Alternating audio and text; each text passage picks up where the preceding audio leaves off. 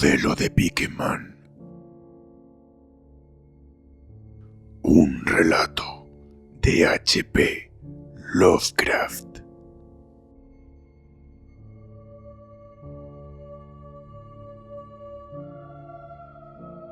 No tienes por qué pensar que estoy loco, Elliot.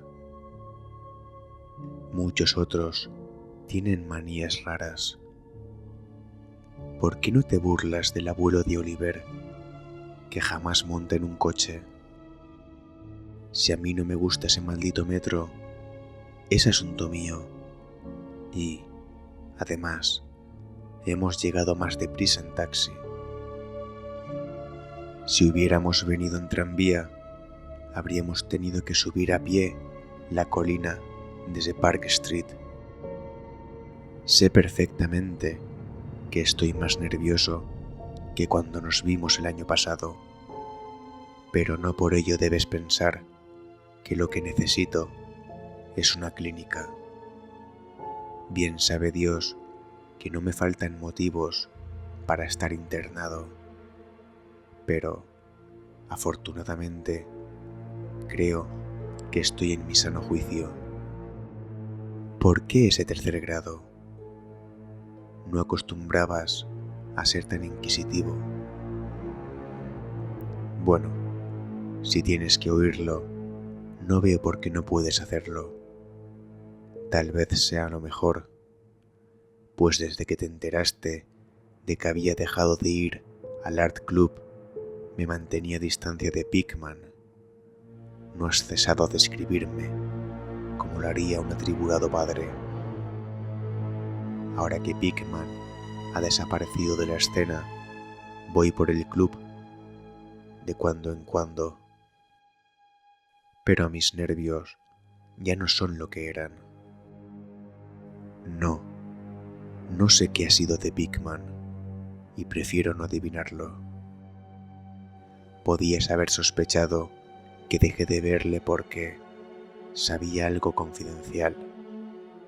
Ese es precisamente el motivo por el que no quiera pensar a dónde ha ido.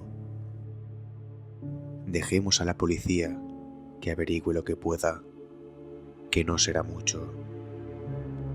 A juzgar por el hecho de que no saben todavía nada de la vieja casa de North End que Pickman alquiló bajo el nombre de Peters. No estoy seguro de que volviera a encontrarla yo, ni de que lo intentara, ni siquiera a plena luz del día. Sí sé bien, o temo saber, por qué la tenía alquilada. De eso voy a hablarte, y espero que entiendas, antes de que haya terminado, por qué no pienso ir a decírselo a la policía. Me pedirían que les llevara hasta allí, pero yo no podría volver al lugar aquel, ni aun el supuesto de que conociese el camino. Algo había allí. Bueno, por eso ahora no puedo coger el metro, y puedes reírte también de lo que voy a decirte, bajar a ningún sótano. Supongo que comprenderías que no dejé de ver a Pickman por las mismas razones estúpidas que les movieron a hacerlo a esas mojigatas mujerzuelas que son el Dr. Wright, Joe Minot y Rosworth. No me escandalizo ante el arte morboso, y cuando un hombre tiene talento como Pickman, considero un honor el haberle conocido, al margen de la dirección que tome su obra. Jamás tuvo Boston un pintor con las dotes de Richard Upton Pickman. Lo dije hace mucho y sigo manteniéndolo. Y ni siquiera me retracté un ápice de lo dicho cuando expuso su demonio necrófago alimentándose. A raíz de aquello, como recordarás, Minot dejó de tratarle. Tú sabes bien que producir obras como las de Pickman requiere un arte profundo y una especial intuición de la naturaleza.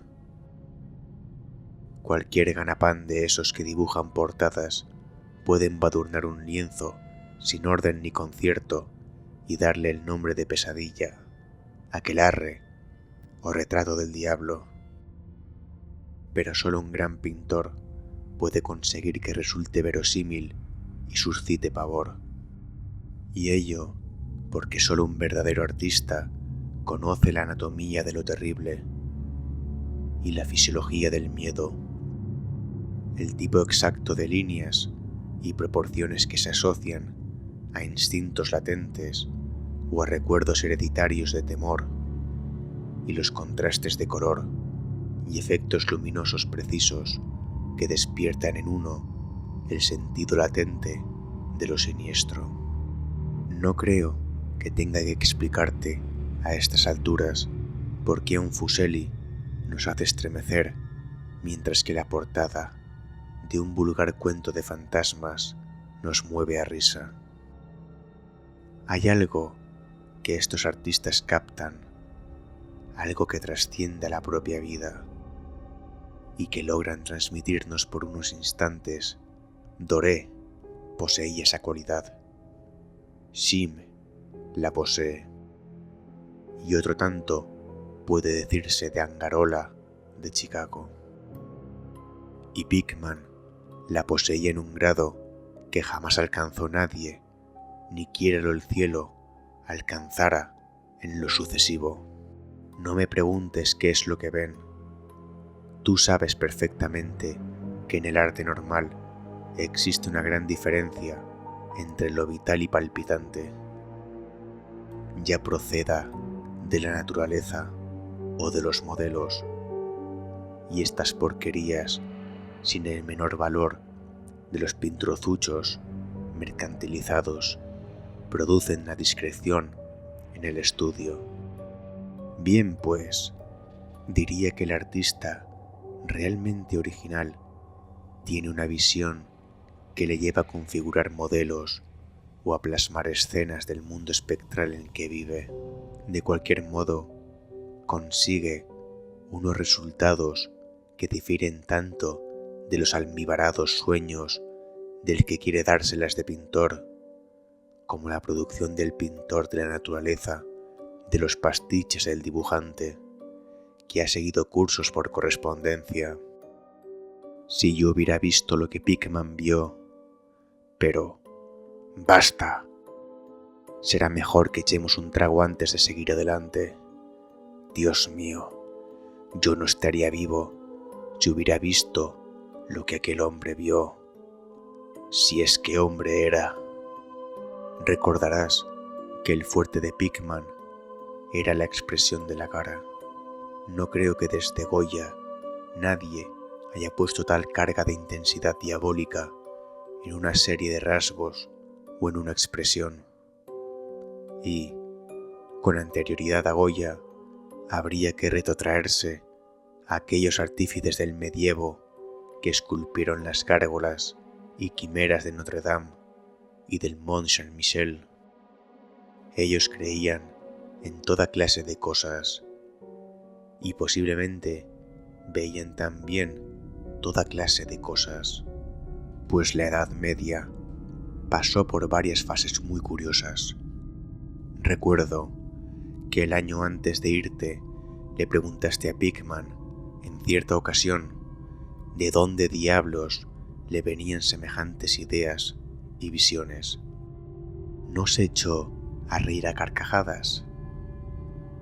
A aquellas risotadas se debió en parte al que Wright dejara de hablarle. Wright, como bien sabes, acababa de empezar un curso sobre patología comparada y utilizaba un vocabulario un tanto engolado al hablar sobre el sentido biológico o evolutivo de este o aquel síntoma físico o mental. Según me dijo, Pickman le desagradaba más cada día que pasaba, hasta el punto de que al final llegó casi a asustarle, pues veía que sus rasgos y expresión tomaban un cariz que no le gustaba nada. un cariz que no tenía nada de humano. Hablaba mucho sobre el régimen alimenticio y dijo que, a su juicio, Pickman era un ser anormal y excéntrico en grado sumo.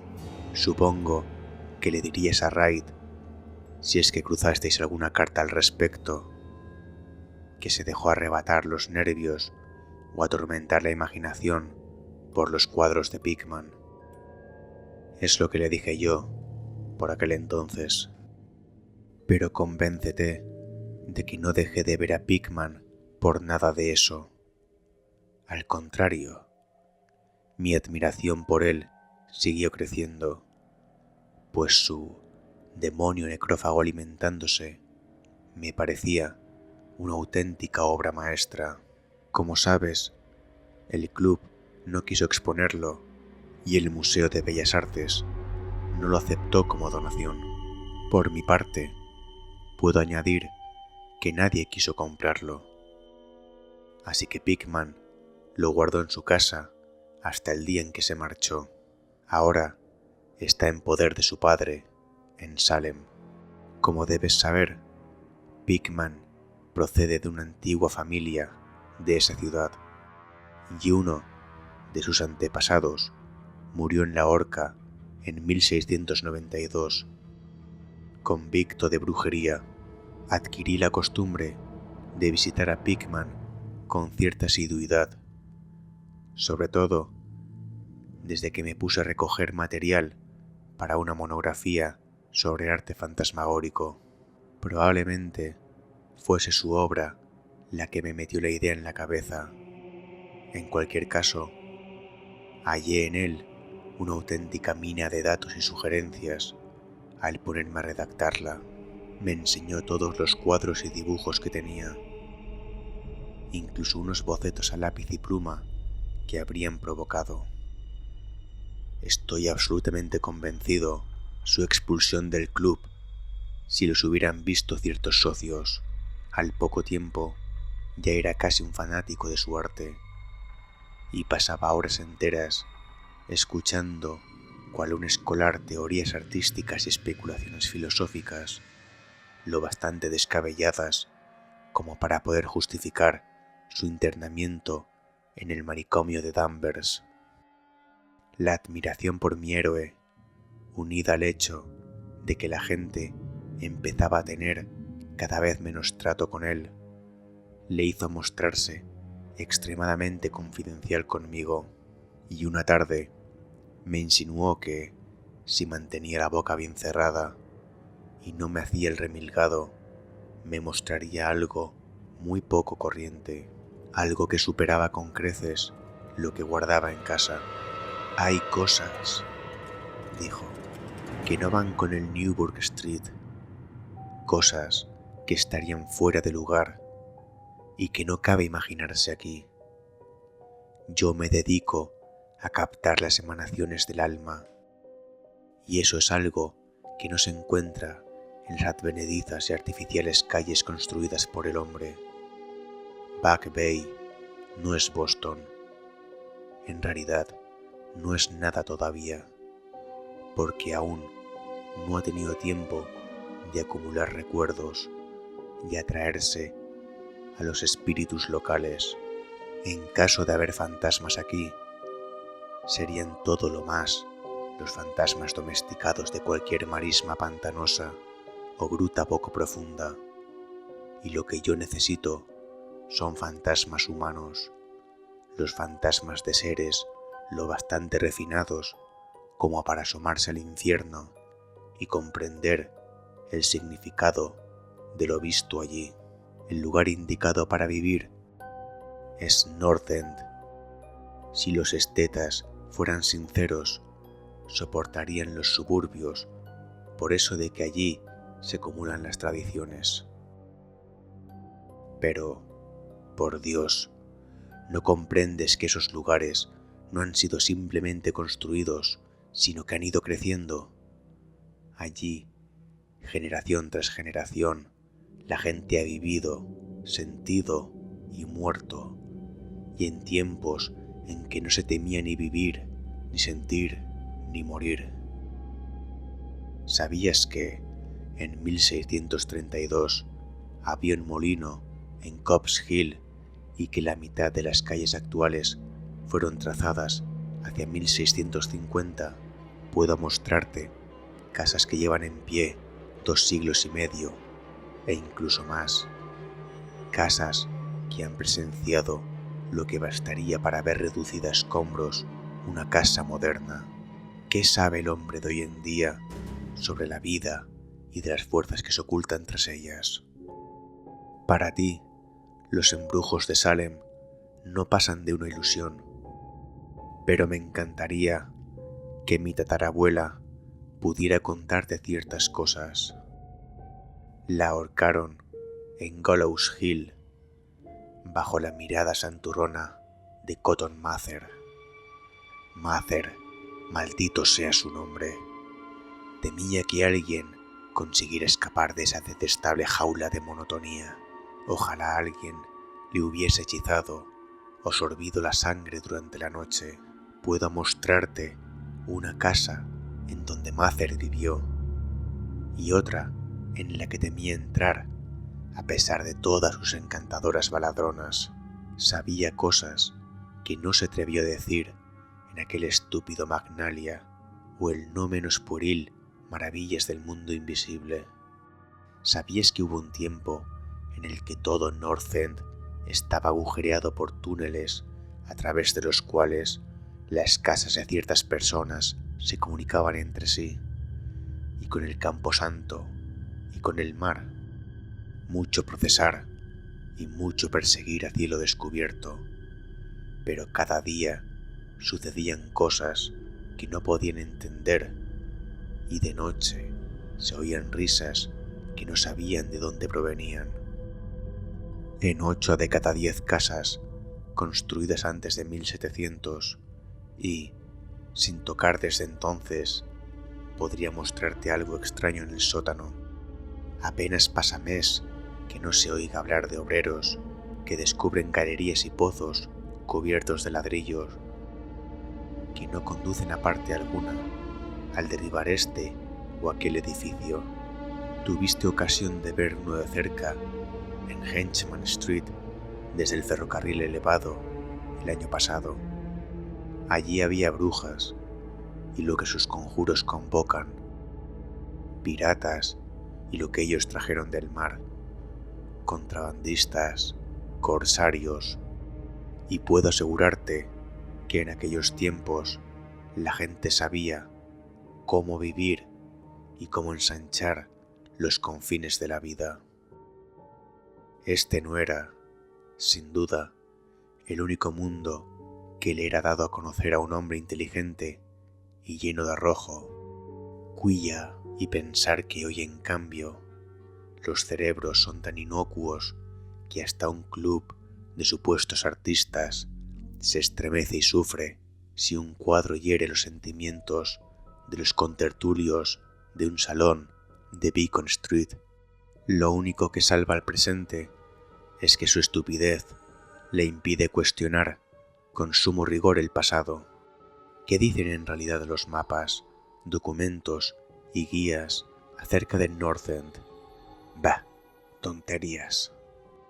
Así, a primera vista, me comprometo a llevarte a 30 o 40 callejas y redes de callejuelas al norte de Prince Street, de cuya existencia no sospechan ni 10 seres vivos fuera de extranjeros que pululan por ellas. ¿Qué saben de ellas esos enormes de facciones mediterráneas? No, Zarber. Esos antiguos lugares se encuentran en el mejor de los sueños. Rebosan de prodigios, terror y evasiones de lo manido. Y no hay alma humana que los comprenda ni sepa sacar partido de ellos. Mejor dicho, no hay más que una, pues yo me he puesto a escarbar en el pasado para nada. Escucha, ¿a ti te interesan estas cosas? ¿Y si te dijera que tengo otro estudio allí, donde puedo captar el espíritu nocturno de antiguos horrores y pintar cosas en las que ni se me hubiera ocurrido pensar. Newbury Street, naturalmente.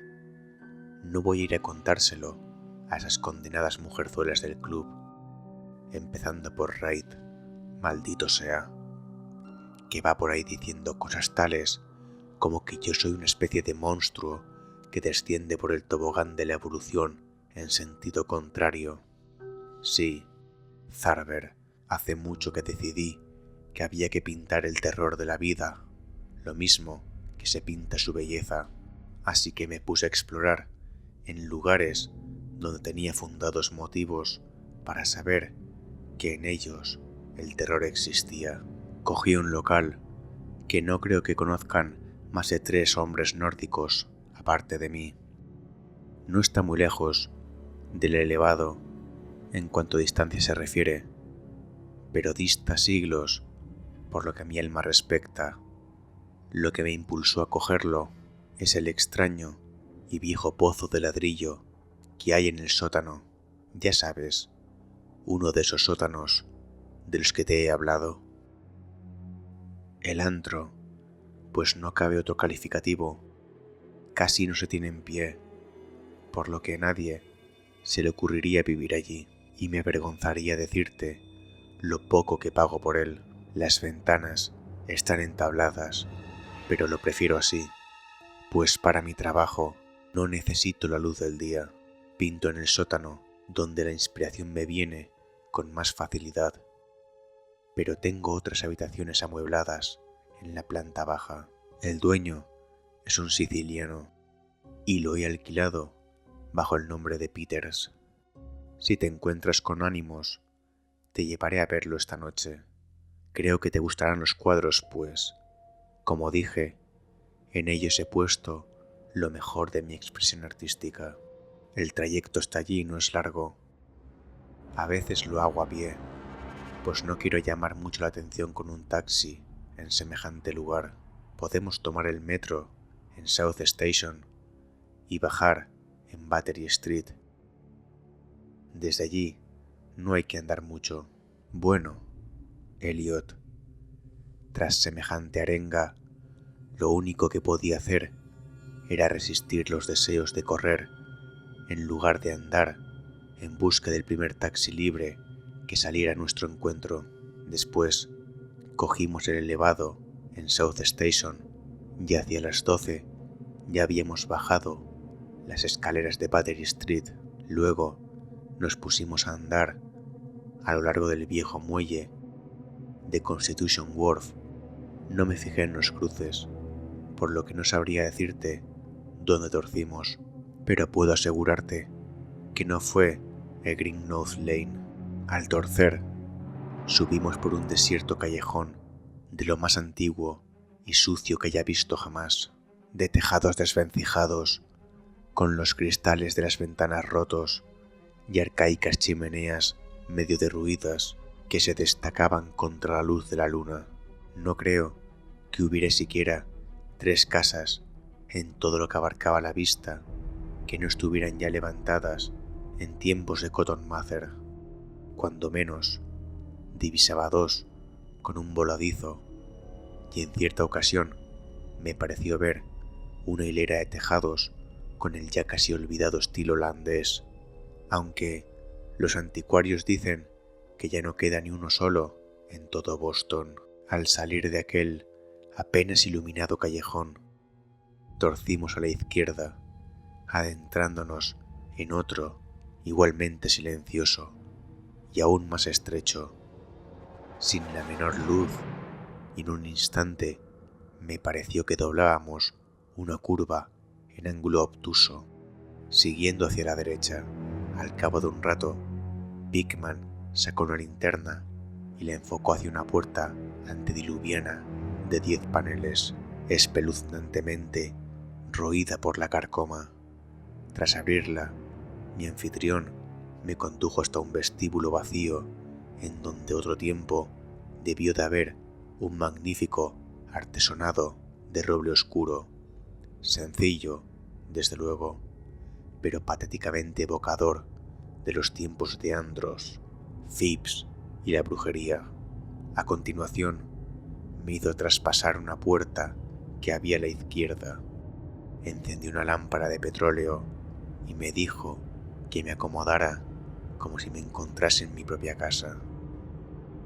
Bueno, Elliot, soy uno de esos tipos a los que el hombre de la calle llama con toda justicia duro, pero confieso que lo que vi en las paredes de aquella habitación me hizo pasar un mal rato. Eran los cuadros de Pickman, ya sabes a lo que me refiero. Aquellos que no podía pintar en Newbury Street y ni siquiera le dejaron exponerlos allí. Y tenía toda la razón cuando dijo que se le había ido la mano. Bueno, será mejor que echemos otro trago. Lo necesito para contar lo que sigue. Sería inútil tratar de describirte aquellos cuadros, pues el más horroroso y diabólico horror, la más increíble repulsión y hediondez moral se desprendían de simples pinceladas imposibles de traducir en palabras. No había nada en ellos de la técnica exótica característica de Sidney Sim, nada de los paisajes transplanetarios ni de los hongos lunares con los que Clark Ashton Smith nos hiela la sangre. Los trasfondos eran en su mayoría antiguos cementerios, bosques frondosos, arrecifes marinos, túneles de ladrillo, antiguas estancias artesonadas o simples criptas de mampostería. El camposanto de Copp's Hill, apenas a unas manzanas de la casa, era uno de sus escenarios favoritos. La demencia y la monstruosidad podían apreciarse en las figuras que se veían en primer término, pues el morboso arte de Pickman predominaba el retrato demoníaco. Rara vez aquellas figuras eran completamente humanas, aunque con frecuencia se acercaban en diverso grado a lo humano. La mayoría de los cuerpos, si bien toscamente bípedos, tenían una tendencia a inclinarse hacia adelante, a un cierto aire canino. La textura de muchos de ellos era de una aspereza bastante desagradable al tacto. Parece como si los estuviera viendo. Se ocupaban en... Bueno, no me pidas que entre en detalles. Por lo general estaban comiendo, pero será mejor que no diga qué.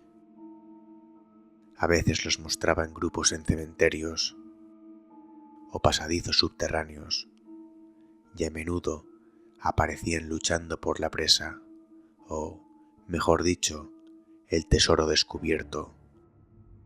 Y qué expresividad tan genuinamente diabólica sabía en ocasiones infundir Pickman a los ciegos rostros de tan macabro botín.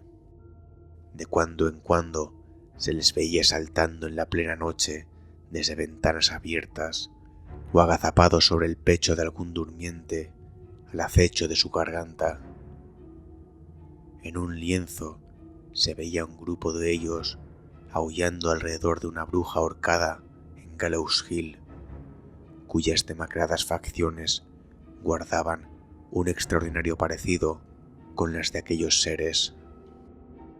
Pero no creas que fueron aquellas horripilantes escenas lo que me hizo perder el sentido. No soy un niño de 3 años, y no es, ni mucho menos, la primera vez que veo cosas así.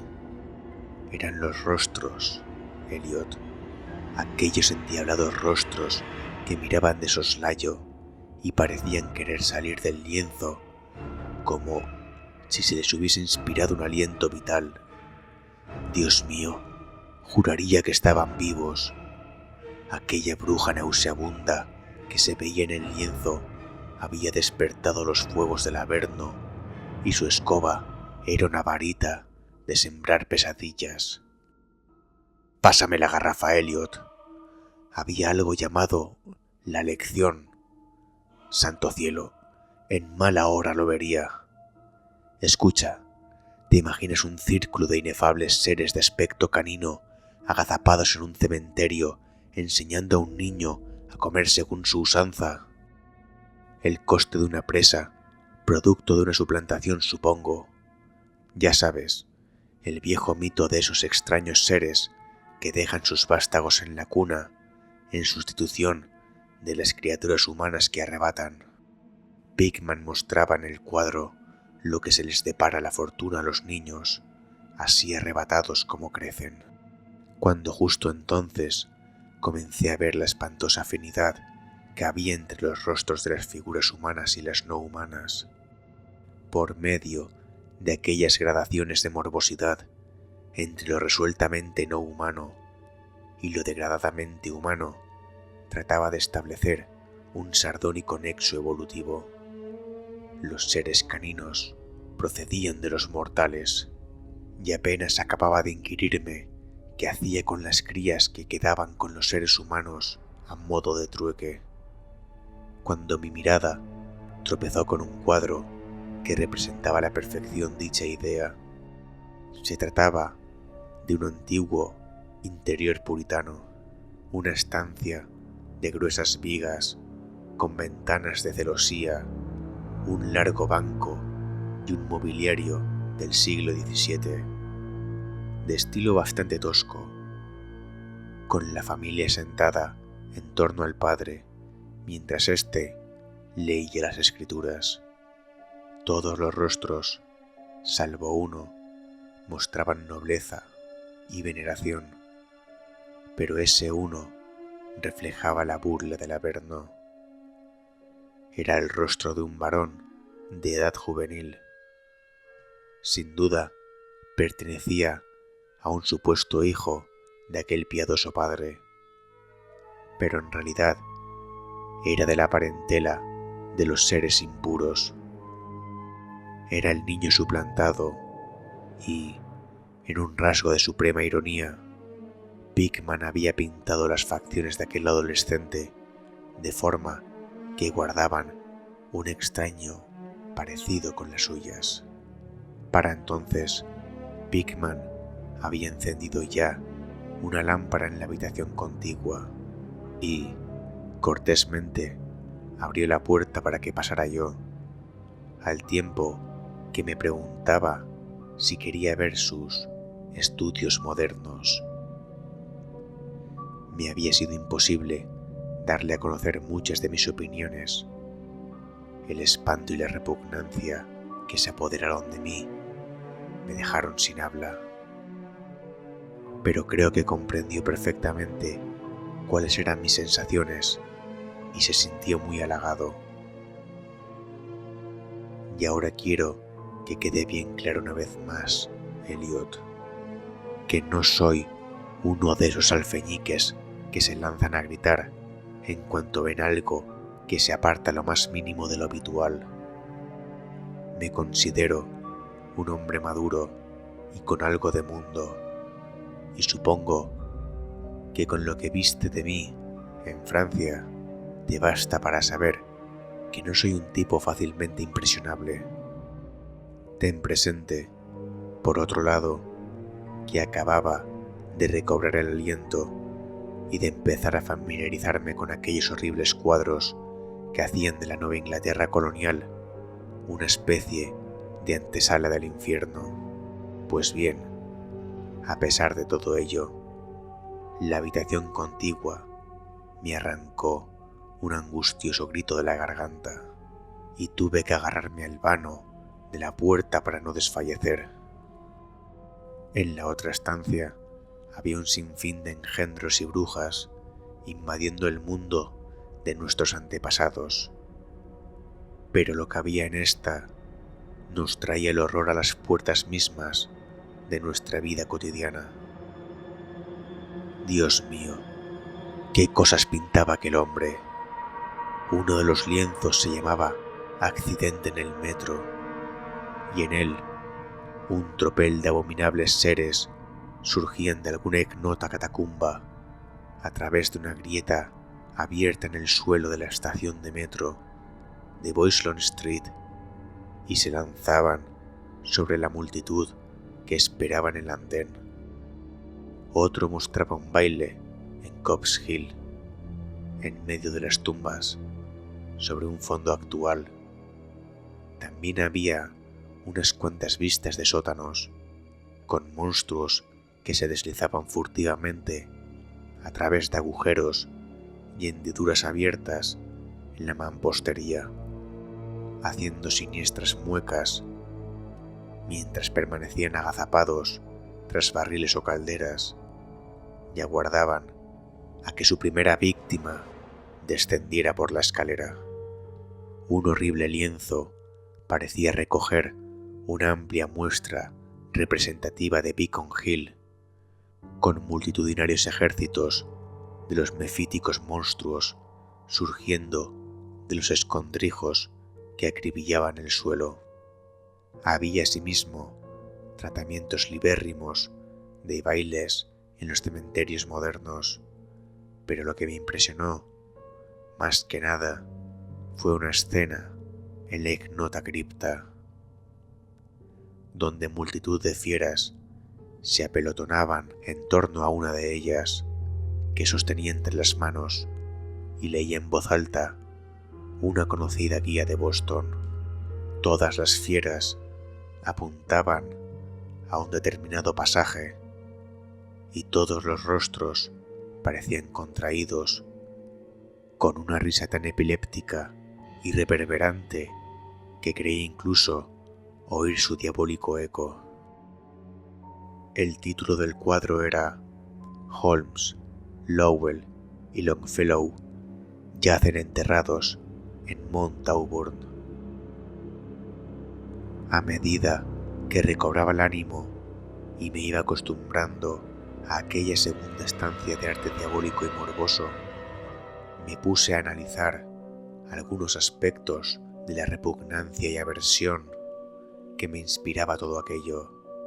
En primer lugar, me dije a mí mismo, aquellos seres me asqueaban porque no eran sino la más fiel muestra de la total falta de humanidad e insensible crueldad de Pickman.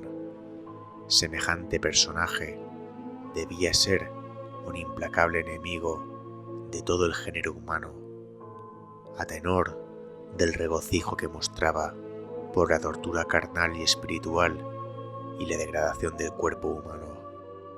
En segundo lugar, lo que me producía pavor en aquellos cuadros era precisamente su grandeza. Aquel arte era un arte que convencía. Al mirar los cuadros, veíamos a los demonios en persona y nos inspiraba miedo.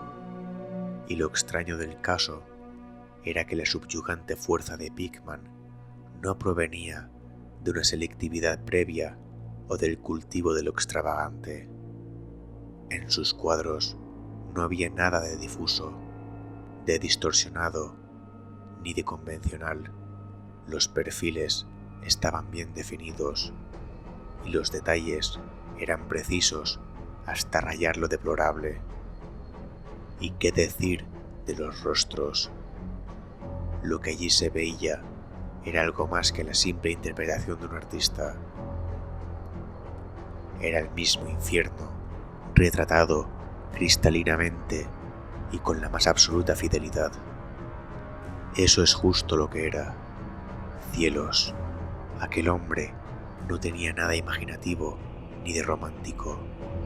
Ni siquiera trataba de ofrecernos las agitadas multidimensionales instantáneas que nos asaltan en los sueños, sino que fría, sardónicamente, reflejaba un mundo de horror estable, mecanicista y bien organizado, que él veía plena, brillante, firme y resueltamente. Solo Dios sabe lo que podría ser ese mundo o dónde llegó a vislumbrar Pickman las sacrílegas formas que trotaban, brincaban y se arrastraban por él, pero cualquiera que fuese la increíble fuente en que se inspirasen sus imágenes, una cosa estaba fuera de duda. Pickman era, en lo que todos los sentidos, tanto a la hora de concebir como de ejecutar, un concienzudo y casi científico pintor realista. A continuación, bajé, tras mi anfitrión, a su estudio en el sótano y me preparé para el asalto de algo diabólico entre aquellos lienzos sin terminar. Cuando llegamos al final de la escalera impregnada de humedad, Pickman enfocó la linterna hacia un rincón del enorme espacio que se abría ante nosotros, iluminando el brocal circular de ladrillo de lo que debía ser un gran pozo excavado en el terroso suelo. Nos acercamos y vi que el orificio medía aproximadamente 1,5 metros de diámetro, con paredes que tendrían un pie de grosor, y estaba unas 6 pulgadas por encima del nivel del suelo. Una sólida construcción del siglo XVII, si no me equivocaba. Aquello, decía Pickman, era un buen ejemplo de lo que había estado hablando antes. Una abertura de la red de túneles que discurrían bajo la colina. Observé distraídamente que el pozo no estaba recubierto de ladrillo y que, por toda la cubierta, tenía un pesado disco de madera. Pensando en todas las cosas a las que el pozo no podía hallarse conectado si las descabelladas ideas de Pickman eran algo más que retórica, un escalofrío me recorrió el cuerpo. Luego, siempre yo detrás de él, subimos un escalón y atravesamos una estrecha puerta que daba a una amplia estancia con un suelo entarimado y amueblada como si fuese un estudio. Una instalación de gas acetileno suministraba la luz necesaria para poder trabajar. Los cuadros sin acabar, montados en caballetes o apoyados contra la pared, eran tan espeluznantes como los que había visto en el piso de arriba y constituían una buena prueba de la meticulosidad con que trabajaba el artista. Las escenas estaban esbozadas con sumo cuidado y las líneas trazadas a lápiz hablaban por sí solas de la proligia minuciosidad de Pickman al tratar de conseguir la perspectiva y proporciones exactas. Era todo un gran pintor y sigo sosteniéndolo hoy, aun con todo lo que sé. Una gran cámara fotográfica que había encima de una mesa me llamó la atención y al inquirirle acerca de ella, Pickman me dijo que la utilizaba para tomar escenas que le sirvieran luego para el fondo de sus cuadros, pues así podía pintar a partir de fotografías, sin tener que salir de aquella vista. A juicio suyo, las fotografías eran tan buenas como cualquier escena o modelos reales para trabajos de larga duración y, según dijo, las empleaba habitualmente. Había algo muy desapacible en los nauseabundos bocetos y en las monstruosidades a medio terminar que echaban torvas miradas desde cualquier ángulo de la estancia. Y cuando Pickman descubrió súbitamente un gran lienzo que se encontraba lejos de la luz, no pude evitar que se me escapara un estruendoso grito, el segundo que proferí aquella noche. Resonó una vez y otra a través de las mortecinas bóvedas de aquel antiguo y salitroso sótano, y tuve que realizar un tremendo esfuerzo para contener una histérica carcajada. Dios misericordioso, Elliot, no sé cuánto había de real y cuánto de febril fantasía en todo aquello. Jamás podría imaginarme semejante sueño. El cuadro representaba un colosal e indescriptible monstruo de centelleantes ojos rojos, que tenía entre sus huesudas garras algo que debió haber sido un hombre, y le roía la cabeza como un chiquillo chupa una piruleta. Estaba en cuclillas y al mirarle parecía como si en cualquier momento fuera a soltar la presa en busca de un bocado jugoso. Pero, maldición, la causa de aquel pánico atroz no era ni mucho menos aquella diabólica figura, ni aquel rostro perruno de orejas puntiagudas, ojos inyectados en sangre, nariz chata y labios babeantes. No eran tampoco aquellas garras cubiertas de escamas, ni el cuerpo recubierto de moho, ni los pies semiangulados. No, nada de eso, aunque habría bastado cualquiera de tales notas para volver loco al hombre más pintado. Puedo jurar que jamás había visto plasmado en un lienzo el aliento vital de forma tan real. El monstruo estaba presente allí, lanzaba feroces miradas, roía y lanzaba miradas, y entonces pude comprender que solo una suspensión de las leyes de la naturaleza podía llevar a un hombre a pintar semejantes seres sin contar con un modelo, sin haberse asomado a este mundo inferior que a ningún mortal no vendido al diablo se le ha dado ver. Colgado por una chincheta en la parte superior del lienzo había un trozo de papel muy arrugado. Probablemente, pensé, sería una de esas fotografías de las que se sirve Pickman para pintar un trasfondo no menos horroroso que la pesadilla que se destacaba sobre él. Alargué el brazo para estirarlo y ver de qué se trataba, cuando de repente Pickman dio un respingo como si lo hubieran pinchado. Había estado escuchando con suma atención desde que mi grito de pavor despertó insólitos ecos en el oscuro sótano, y ahora parecía estar poseído de algún miedo que, si bien no podía compararse con el mío, tenía un origen más físico que espiritual. Sacó un revólver y me hizo un gesto para que me callara, tras lo cual se encaminó al sótano principal y cerró las puertas detrás del suyo. Creo que me quedé paralizado por unos instantes.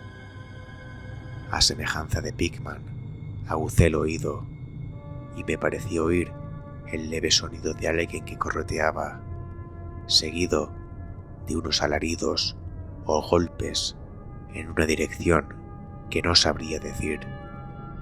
Pensé en gigantescas ratas y sentí que un escalofrío me recorría todo el cuerpo.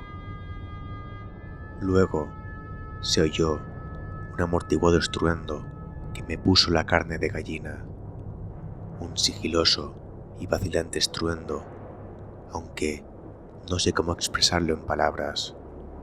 Parecía como si un gran madero hubiese caído encima de una superficie de piedra o ladrillo. Madera sobre ladrillo. ¿Qué sugería algo aquello? Volvió a oírse el ruido, esta vez más fuerte, seguido de una vibración como si el cuadro cayera ahora más lejos. A continuación se oyó un sonido chirriante y agudo. A Pickman farfullando algo en voz alta y la atronadora descarga de 6 recámaras de un revólver, disparadas espectacularmente tal como lo haría un domador de leones para impresionar al público. A renglón seguido, un chillido o graznido amortiguado y un fuerte batacazo. Luego, más chirridos producidos por la madera y el ladrillo, seguidos de una pausa y de la apertura de la puerta. El sonido este me produjo, lo confieso, un violento sobresalto. Pickman reapareció con su arma aún humeante, al tiempo que imprecaba a las abotagadas ratas que infestaban el antiguo pozo. «El diablo sabrá lo que comen, Zarber», dijo esbozando una irónica sonrisa, pues esos arcaicos túneles comunican con cementerios, guaridas de brujas y llegan hasta el mismo litoral. Pero, sea lo que sea, han debido de quedarse sin provisiones, pues estaban rabiosas por salir. Tus gritos debieron excitarlas. Lo mejor será andar con cuidado por estos parajes. Nuestros amigos roedores son el mayor inconveniente, aunque a veces pienso que con ellos se consigue crear una cierta atmósfera y colorido. Bueno, Elliot, aquel fue el final de la aventura nocturna. Pigman me había prometido enseñarme el lugar, y bien sabe Dios que lo hizo. Me sacó de aquella maraña de callejas por otra dirección, al parecer, pues cuando vimos la luz de una farola, nos hallábamos en una calle que me resultaba familiar, con monótonas hileras de bloques de pisos y viejas casas entremezcladas. Aquella calle no era otra que Charter Street, pero cuando yo me encontraba demasiado agitado como para poder advertirlo, era ya demasiado tarde para tomar el elevado, así que volvimos andando a lo largo de Hanover Street. Recuerdo muy bien el paseo. Dimos la vuelta en Tremont y, tras subir por Beacon, llegamos a la esquina de Joy, en donde nos separamos. Desde entonces no hemos vuelto a vernos más. ¿Por qué dejé de ver a Pigman? No seas impaciente. Espera que llame para que nos traigan el café, pues ya hemos tomado bastante de lo otro, y al menos yo necesito beber algo. No eran los cuadros que vi en aquel lugar, aunque juraría que bastaría con ellos para que Pigman no le permitieran el acceso en 9 de cada 10 hogares y clubs de Boston. Supongo que ahora comprenderás por qué evito, por todos los medios, bajar a metros a sótanos. Fue algo que encontré en mi abrigo a la mañana siguiente.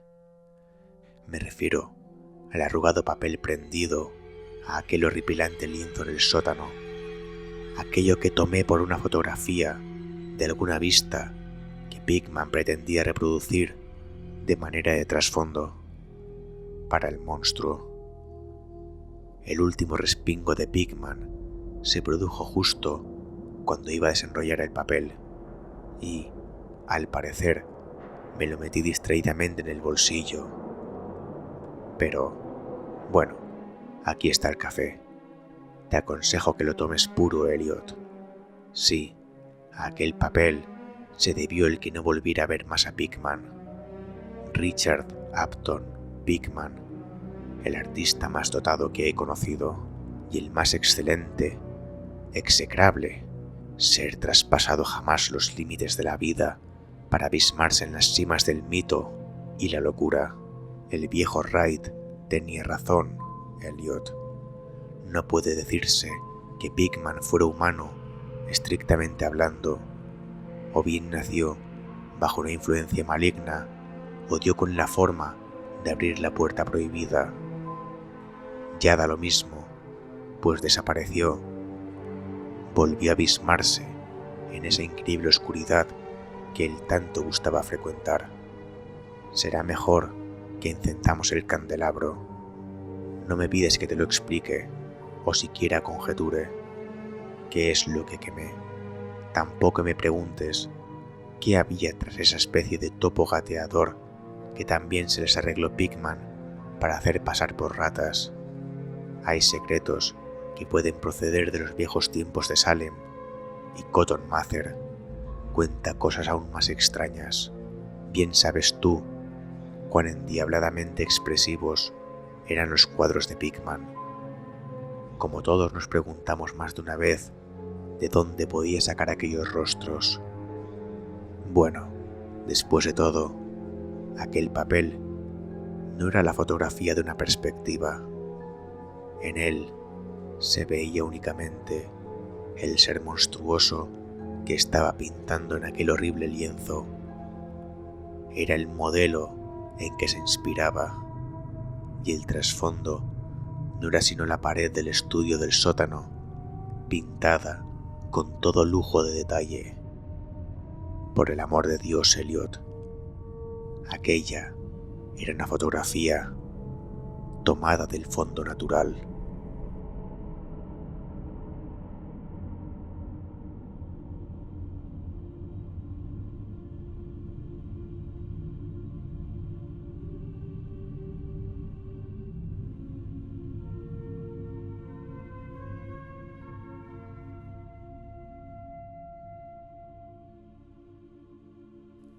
Después de contemplar las pinturas de Richard Pickman, uno siente la urgente necesidad de lavarse los ojos o de no volver a cerrarlos nunca más. Para comprender este descenso a los sótanos del terror, debemos viajar a 1926. H.P. Lovecraft escribió este relato con una precisión geográfica casi obsesiva. Nos sitúa en el North End de Boston, un barrio que en aquella época era un laberinto de callejones antiguos, casas desvencijadas y túneles que databan de la época colonial. Lovecraft amaba y temía a Boston a partes iguales. Veía en sus cimientos una historia secreta que la modernidad intentaba ocultar. Es importante entender que, para Howard, la antigüedad no siempre era noble. A veces la antigüedad era simplemente el lugar donde lo inhumano había tenido más tiempo para echar raíces. Pero hablando del autor, Pickman no es solo un personaje, es el reflejo de las propias ansiedades de Lovecraft sobre el arte. Él siempre defendió que el verdadero artista del horror no debe inventar, solo observar. Pickman es el pintor definitivo porque no tiene imaginación, solo tiene una vista privilegiada para lo que los demás prefieren ignorar. Hay un dato vital en la vida de Lovecraft que conecta con este relato: su fascinación y repulsión por la genealogía. En el cuento se menciona que Pickman tiene ancestros vinculados con la brujería de Salem. Para Lovecraft, la herencia era un destino ineludible, una mancha en la sangre que tarde o temprano termina floreciendo en formas monstruosas. El análisis temático nos lleva a un lugar incómodo, la frontera entre el genio y la locura. Pickman es expulsado de los círculos artísticos no porque pinte mal, sino porque sus cuadros son demasiado reales. Lovecraft juega aquí con una idea perturbadora. ¿Y si el arte no fuera una interpretación de la realidad, sino un portal?